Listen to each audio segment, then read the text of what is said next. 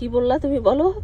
মা, বঙ্গবন্ধু যে ছিল, যে শেখ হাসিনা যে পালাইছে এখান থেকে, তো বঙ্গবন্ধু এখন তো সবাই তো মানে কি বলে পাত্তা দেন।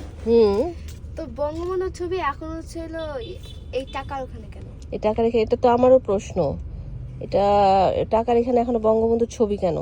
এটা চেঞ্জ করতে হবে না? ডক্টর মোহাম্মদ ইউনূস এটা পাল্টাবে না? নিজের ছবি লাগাবে না? লাগাবে। তুমি তুমি প্রশ্ন রাখো, একটা প্রশ্ন করো, ছোট একটা প্রশ্ন করো তো। এই প্রশ্নটা আবার বলো।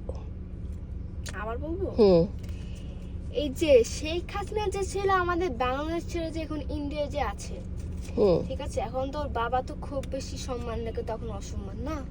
হ্যাঁ, তো এখন সম্মান থেকে অসম্মান, তাহলে ছিল বঙ্গবন্ধুর ছবি এখন হচ্ছিল এই 100 টাকাতে বা মানে যেই কোনো টাকাতে কেন থাকে?